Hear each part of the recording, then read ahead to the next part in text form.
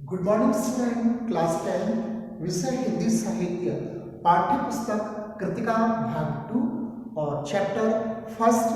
आज का शीर्षक जो है, टॉपिक है जो आपका, वो माता के आंचल नामक पाठ के प्रश्न उत्तर, और इसके जो लेखक हैं वो उससे पूजन साहा है। और इस चैप्टर का यह इस समय चौथा भाग चल रहा है। इस चौथे भाग में हम इस पाठ से संबंधित जो इसके प्रश्न और उत्तर हैं उन पर आज हम चर्चा करेंगे।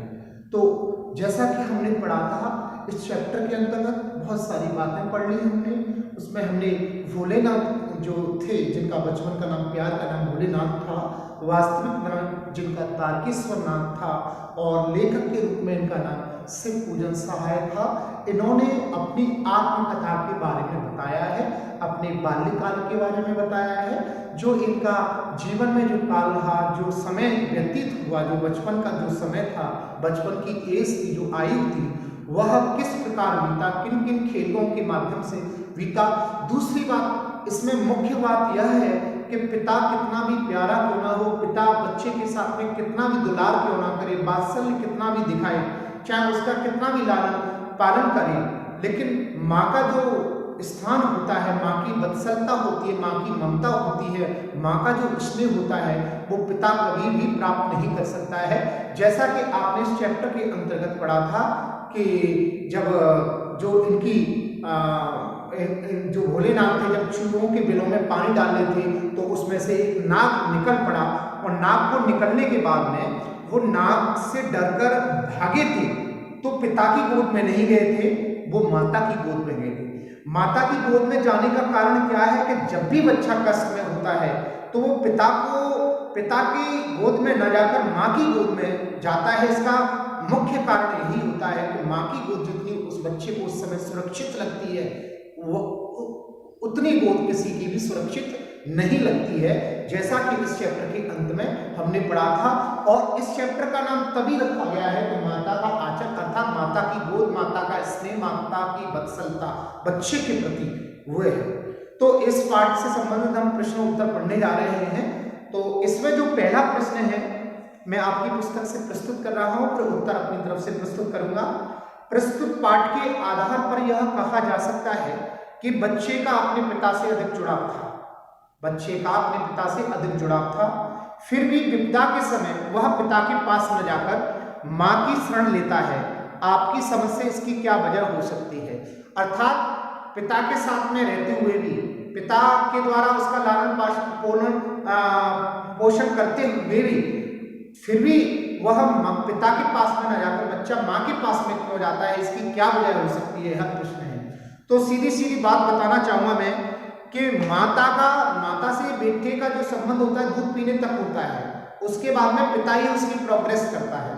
अर्थात यहाँ इस चैप्टर में जो इनके पिताजी थे भोलेनाथ जी के, वे इनको नहलाते थे, समय से उठाते थे, पूजा पाठ कराते थे, अपने साथ में सुलाना, अपने साथ में खिलाना, अपने साथ में मस्ती करना, सारे कार्य किया करते थे। लेकिन जब एक दिन की बात थी कि जब इन्होंने चूहे के बिलों में जब पानी डाला, तो पानी डालने पर सर्प निकल गया, और सर्प के निकलने पर ये उससे डर के भागे, तो ये माँ की गोद में ही छुपकर बैठ गए थे। माँ की गोद ही इन्होंने बहुत ज्यादा सुरक्षित समझी, पिता को न समझकर।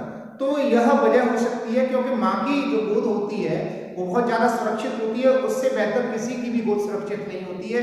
यही वजह है कि माँ के प्रति जो स्नेह होता है वो दुनिया में किसी भी गोद में स्नेह नहीं होता है, ऐसा इसमें कहा गया है। आपकी पाठ्य पुस्तक में क्या है, आप पाठ्य पुस्तक के उत्तर को भी देख लीजिए। पाठ से पता चलता है कि बच्चे का माता से सिर्फ दूध पीने का नाता था, उसे उसका पिता ही नहलाता था, खाना खिलाता था और साथ खेलता था। वह सोता भी पिता के साथ ही था, परंतु सांप के डर से वह पिता के पास नहीं बल्कि माँ की शरण में चला जाता है। वास्तविक बात यह है कि बच्चा माँ के बिना अधूरा है। सारी दुनिया की खुशी एक तरफ और माँ की गोद एक तरफ होती है। बच्चा जो सुरक्षा अपनी माता की ममता भरी गोद में महसूस करता है और कहीं महसूस नहीं करता। यही वजह थी कि विपदा के समय वह मां की शरण में चला गया। अर्थात कहने का तात्पर्य यह है कि जितनी सुरक्षित गोद बच्चा अपनी मां की गोद को सुरक्षित महसूस करता है, उतनी दुनिया की किसी भी गोद को सुरक्षित महसूस नहीं करता है।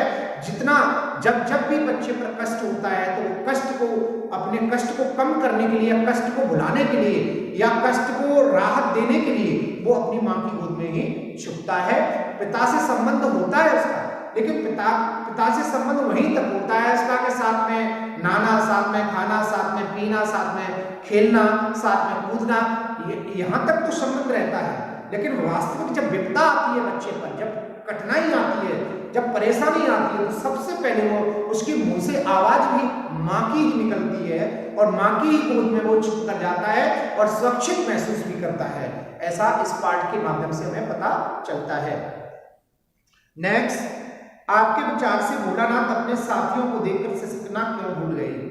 अर्थात आपके पाठ के आधार से आप जो भी चैप्टर पढ़ा है उसके आधार पर जब बेटा जो भोलेनाथ है वो रोना प्रारंभ कर देते हैं, वो कब करते हैं?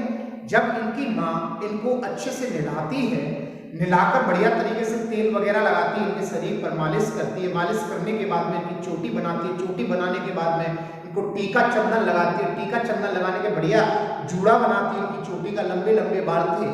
उसके बाद में इनको कपड़े पहना के, टोपी और कुर्ता पजामा पहना के, तो उस समय ये रोना प्रारंभ कर देते तो रोने वो प्रारंभ कर देते, तो उस समय इनके पिता इनको अपनी गोद में ले लेते थे। तो गोद में रोते हुए, सिसकते हुए, रोने को भूलकर ये बाहर चले जाते थे। इसका कारण है बाल स्वभाव। एक बाल स्वभाव होता है कि जब वो अपनी मंडली को देख लेता है, जब अपने हम उम्र के बच्चों को खेलते हुए जब उनकी मंडली को देखा, इन भोलेनाथ ने जब रो रहे थे, जब इनकी माँ ने इनको पकड़ कर नहलाया, तो आजकल बच्चे आप जानती हो रोने लग जाते हैं पकड़ने पर, तो जब इनको पकड़ा तो इनकी माँ पकड़ा तो ये सिसकना, इन्होंने रोना प्रारंभ कर दिया था। रोने के बाद में पिता की गोद में सिसकते हुए चले गए। अब वहां भी पिता की गोद में भी रो रहे थे, तो वहां से वो भागकर उन्होंने सिसकना अर्थात रोना बंद कर दिया। किस कारण से रोना बंद किया?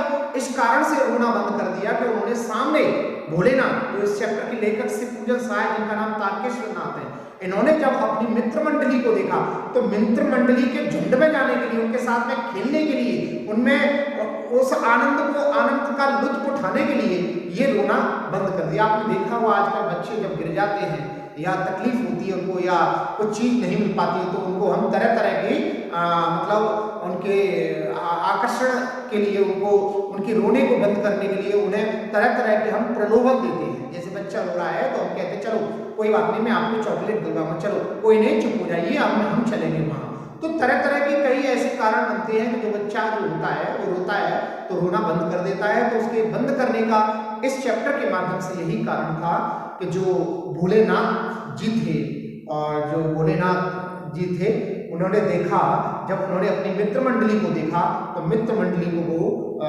मतलब देखकर और उनमें खेलने के लिए इन सारी चीजों को देखकर उन्होंने रोना बंद कर दिया। यहाँ भी यही आंसर है, आपकी पाठ्य पुस्तक में देख लीजिए। लेखक की माँ बच्चे के छटपटाने पर भी तेल डालकर उसकी मालिश करके चोटी गूंथ देती है, फिर नजर का टीका लगाकर उसके पिता की गोद में दे देती है। वह सिसकता हुआ गोद में बाहर जाता था, परंतु अपने साथ के बच्चों को खेलते देखता तो बाल स्वरूप चंचल में खेलने का आतुर हो जाता है और वह खेलने लग जाता, सिसकना भूल जाता है। जैसा कि मैंने बताया था, वही इस चैप्टर का, इस प्रश्न का वही आंसर है। नेक्स्ट क्वेश्चन, आपने देखा होगा कि भोलेनाथ और उसके साथी जब जब खेल खेलते जाते थे उस समय किसी न किसी प्रकार की तुकबंदी करते थे। आपको यदि अपने खेलों आदि से जुड़ी तुकबंदी याद हो तो लिखिए। जिस प्रकार आपने देखा होगा जब भोलेनाथ और उनके साथी, उनकी मित्र मंडली जो हुआ करती थी, वह कुछ न कुछ जब खेलते थे, ये लोग नाटक वगैरह करते थे, तो उस समय ये गाते तुकबंदी लगाते रहते थे। तुकबंदी जैसे एक उदाहरण मुझे मिलता है, राम की चिड़िया रामे की छत को चिड़िया भर भर पेट, जो इस प्रकार के कुछ गीतों की, कुछ भजनों की तुकबंदी लगाया करते थे। तो आपको भी कोई इस प्रकार की तुकबंदी याद हो अपने जीवन काल की, अपने बचपन काल की, यहाँ इसी प्रश्न का उत्तर है। तो मैं बताना चाहूँगा कि जैसे छुप छुप करती चलती ट्रेन, यहाँ वहाँ पहुँचाती ट्रेन, सीटी देकर तुम्हें बुलाती, छूटे तो पास ना आती। इस प्रकार मैं इस प्रश्न के उत्तर में तुकबंदी के रूप में यही प्रस्तुत करना चाहूँगा। तो आप भी इस प्रकार की प्यारे छात्रों कोई इस प्रकार की तुकबंदी की पोएम यहाँ प्रस्तुत कर सकते हैं। नेक्स्ट क्वेश्चन, भोलानाथ और उसके साथियों के खेल और खेलने की सामग्री, आपके खेल और खेलने की सामग्री किस प्रकार भिन्न है। जो भोलेनाथ के साथियों की जो खेलने की जो प्रक्रिया, खेलने के जो कौन कौन से साधन थे, आज के युग के अनुसार वो किस प्रकार भिन्न है। बिल्कुल भिन्नता देखी जाती है। जो पहले के जो खेल थे वे खेल आत्मीयता से भरे हुए थे, वत्सलता से भरे हुए थे और कोई किसी प्रकार की रिस्क नहीं हुआ करती थी। एक अद्भुत प्रेम झलकता था बच्चों के बीच में, एक अद्भुत नजारा हुआ करता था, स्नेह हुआ करता था, आत्मीयता होती थी, भावुकता होती थी, एक दूसरे को कोई एक दूसरे के प्रति ईर्षा द्वेष या कोई ऐसी प्रतियोगिता की भावना, कंपटीशन की भावना नहीं होती थी। जैसे आपने देखा हुआ इस चैप्टर के अंतर्गत कि जैसे सभी मित्र मंडली बनकर जो मिट्टी के ढेर होते थे उनसे लड्डू बनाना और मिट्टी में पानी डालकर उनकी जलेबी टाइप की बनाना और पानी का घी बना देना और जो सरैया होते हैं उसके जो दीवले होते हैं उन दीवलों से तराजू बना लेना और जो टिप्पणी होती है उनके पैसे बना लेना, पत्तों के आपके पुआ रोटी वगैरह बना लेना और आपका तरह तरह के नाटक और भी करना, फिर पैसा वगैरह बनाना और जो आपकी रेत होता है उसका आटा बना लेना और जो पानी का घी बना देना। इस प्रकार के पहले जमाने के खेल हुआ करते थे। और लेकिन आज के युग में जो खेल है, अब भिन्नता का इसमें बताया जा रहा है कि आज के खेलों में और उस समय के खेलों में जो 30वीं सदी के जो खेल थे उन खेलों में और आज के खेलों में क्या अंतर है। तो आज के खेलों में उस समय के खेलों में जमीन आसमान का अंतर है। आज के खेल जैसे बैडमिंटन का खेल है, क्रिकेट का खेल है और टेनिस का खेल है, हॉकी का खेल है, कबड्डी का खेल है। इस प्रकार आज के खेलों में और उन खेलों में भिन्नता होती थी। और जो साधन हुआ करते थे, आज के जो साधन हैं वो उस समय के साधन थे वो बच्चे बना लिया करते थे। ऐसे मिट्टी से ही बना लेना, मिट्टी के ढेलों से लड्डू वगैरह बना ले, कल्पना से काम करते थे, कल्पना से। लेकिन आज के जो खेलों में सब कुछ अलग है। जैसा कि मैं आपको बताना चाहूँगा आपकी पाठ्य पुस्तक से कि भोलानाथ और उसके साथियों के खेल, दुकान के खेल में मिठाई की दुकान पर ढेलों मिट्टी के लड्डू बनाना, गीली मिट्टी की जलेबी बनाना, पत्तों की पूरी और कचौड़ियाँ, फूटे घड़े के टुकड़े के बतासे, जस्ते के टुकड़े के पैसे, पानी का घी, धूल की पिसान। धूल की पिसान का मतलब होता है धूल का आटा, धूल को आटा समझ लेना। बालू की चीनी, जो बालू मिट्टी होती थी उसको चीनी बना लेते और दिए के तराजू, जो दीपक होते थे मिट्टी के छोटे छोटे दीपक जैसे दीपावली में जो जलाते हैं उसकी तराजू बना लेते थे। बारात का खेल, अब बारात के खेल के बारे में बता रहे हैं। बारात का खेल कैसे करते थे, कनस्तर का तंबूरा अच्छा ड्रम बना लेते थे। जो कनस्तर होता है जिसमें घी और तेल आता है, उस प्रकार के जो कनस्तर होते हैं उनको ये ड्रम बना लेते और उसको बजाते थे। और बारात में जैसे ड्रम आते हैं ऐसी बारात को बना के ये उनमें कनस्तरों से, लकड़ी से कनस्तरों को बजाते थे। आम के छोटे पौधे को घसकर बनाई गई सहनाई, आम में आपने देखा होगा आम में गुठली निकलती है, उससे घिसकर उससे सहनाई बनाई जाती थी। चूहेदानी की पालकी, चूहेदानी होती है जो चूहों को पकड़ने वाली, चूहे जिसमें रहते हैं पकड़ने वाली, उसको ये क्या बना लेते हैं, पालकी बना लेते थे दुल्हन के लिए जो पालकी होती है। धूल की ज्योनार, केलों और आम के पत्तों का मंडप, केलों और आम के पत्ते जो होते हैं उनका मंडप बना लेते थे। सवारी के लिए बकरा और सवारी के लिए बैठने के लिए बकरा ले आते थे। और ओघारे वाली दुल्हनिया और कुल्हड़िया का मंगल कलश और कुल्हिया का कुल्हड़ सरैया जो होते हैं उनका ये कलश बना लेते थे। तो ये उस समय के खेलों की बात कर रहे हैं। लेकिन आज के खेलों में, आज के खेल कौन कौन से हैं, क्रिकेट जिसके अंतर्गत बैट, गेंद और विकेट होता है, और बैडमिंटन रैकेट और चिड़िया होती है, और फुटबॉल के अंतर्गत नेट और बॉल होती है। तो आज के खेलों में, आज के खेल, आधुनिक खेल तो ये खेल है जो मैंने पहले बताए थे, मिट्टी से लड्डू बनाना मिट्टी की जलेबी बनाना और पत्तों के पुए रोटी बनाना, जल पानी को घी बनाना। तो इस प्रकार के पहले के खेल थे। आज के खेल बैडमिंटन, क्रिकेट, हॉकी वगैरह हैं और आज की जो सामग्रियां खेलने की वो अलग है, उस समय की जो सामग्रियां खेलने की थी वो कुछ अलग थी। तो इस प्रकार हमें भिन्नता देखने को प्राप्त होती है। यह आपका चौथा प्रश्न भी हो जाता है। पाठ में आए ऐसे प्रसंगों का वर्णन कीजिए जो आपके दिल को छू गए। पाठ में आए हुए ऐसे कुछ प्रसंग हैं जो आपके हृदय को स्पर्श करते हैं, हृदय को छूते हैं, दिल को छूते हैं। ऐसे कौन से प्रसंग हैं जो पाठ के अंतर्गत आए?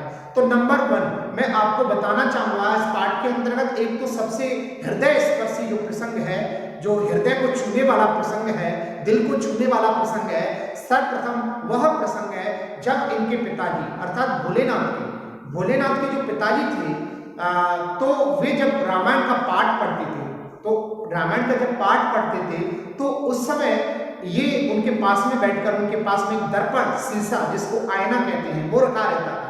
उसको ये देखने लग जाते थे, अपने चेहरे को देखने लग जाते थे और हंसते थे उसमें देख देख कर अपने चेहरे को ये भोलेनाथ। तब इनके पिताजी तीखी नजरों से इन्हें देखते थे तो उनको देखकर ये शर्मा के भाग जाते थे। तो पहला प्रसंग ये अभी है हृदय को स्पर्श करने वाला, हृदय को छूने वाला। और दूसरा प्रसंग ये है कि पिताजी जब इनके साथ में कुश्ती खेलते थे, तो पिताजी जब कुश्ती खेलते थे इनके साथ में तो ये चित्त हो जाते थे, मतलब जानबूझकर। अर्थात बच्चे से पिताजी कैसे हार सकते हैं, लेकिन जानबूझकर बच्चे को खुश करने के लिए, बच्चे को आनंद देने के लिए ये जब कुश्ती करते थे बच्चों के साथ में आनंद बच्चों को देने के लिए, तो कुश्ती में चित्त हो जाते थे। तो इनकी छाती पर चढ़कर इनके बच्चा जो भोलेनाथ था वो इनकी मूंछों को कुरेदता था, मूंछों को उखाड़ता था, कभी दाढ़ी को उखाड़ रहा है, कभी इनके जो पिताजी हैं इनका खट्टा मीठा चुम्बन कर रहे हैं और इनको दुला रहे हैं। तो यह इस प्रकार का दूसरा प्रसंग ये हृदय स्फीति है।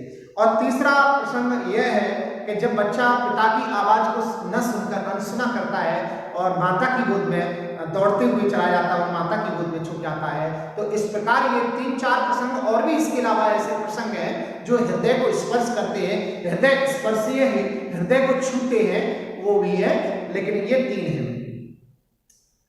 तो यह आपका हो गया। इसके अंतर्गत इतना ही रख लीजिए। दूसरे भाग में हम नेक्स्ट जो प्रश्न बचे हुए हैं उनको करेंगे और यदि आपको इन प्रश्नों में कोई भी कंफ्यूजन हो रहा हो तो सफर से आप कभी भी किसी भी वक्त पूछ सकते हैं और नेक्स्ट भाग में हम अगले प्रश्नों को करने जाएंगे। Thank you.